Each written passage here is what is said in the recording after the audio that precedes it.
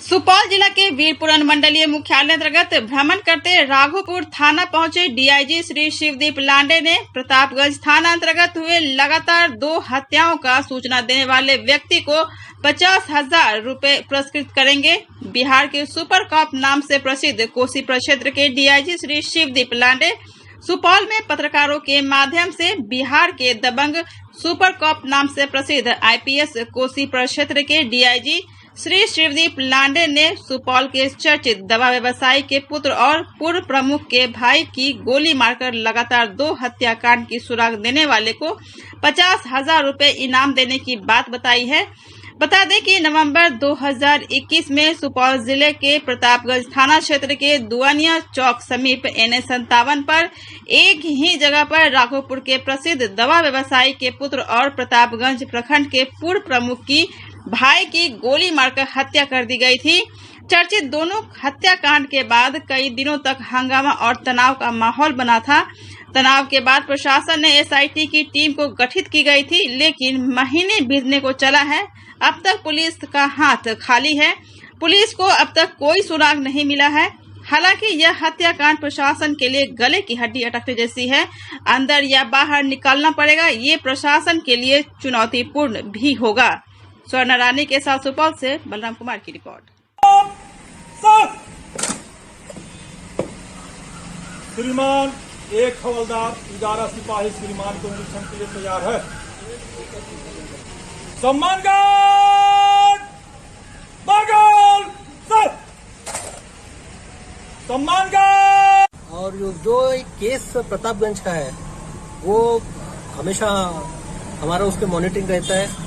Different angle, उसके different aspect, different modus, criminal का history, criminals के बैकग्राउंड सारा चेक करने के बाद उसमें दिन रात तक सबने मेहनत किया है।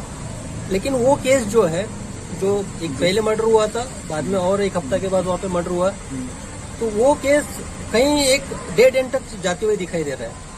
वो हमारे लिए एक बड़ी चैलेंज की बात है। तो मैं अपने पर्सनल स्तर पे ये आपके समक्ष एक अनाउंस कर रहा हूँ, उस केस से संबंध में अगर कोई भी जानकारी देता है, मुझे देता है, एसपी सुपौल अमरकेश को देता है, प्रतापगंज थानाध्यक्ष को देता है, एसडीपीओ को देता है, और वो सही पाई जाती है और उस केस का उद्भेदन होता है, तो पर्सनली मेरे तौर पे मैं 50,000 का रिवॉर्ड जो भी खबरी है, जो भी इन्फॉर्मर है, उसको गुप्त तरीके से दूंगा। तो वो केस हमारा प्रायोरिटी है।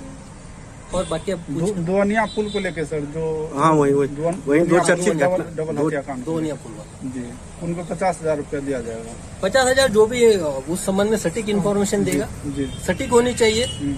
अब इन्फॉर्मेशन सटीक होने के बाद उसका वेरिफिकेशन के बाद अगर वो सही पाया जाता है और उस केस में हमको एक दिशा मिलती है, ये नहीं कि उसमें एकदम डिटेक्शन भी हो जाए और अरेस्ट भी हो जाए, तो दिशा भी मिलती है, तो वो सफिशियंट है। उसके लिए मैं पर्सनल तौर पे 50,000 रुपए का रिवॉर्ड इंश्योर करता हूँ। उस मामले में पुलिस को अब तक कोई खास सुराग नहीं लगा। उस बारे में देखिए, हालांकि मैं आने से पहले की घटना थी, नवंबर की घटना थी। मैं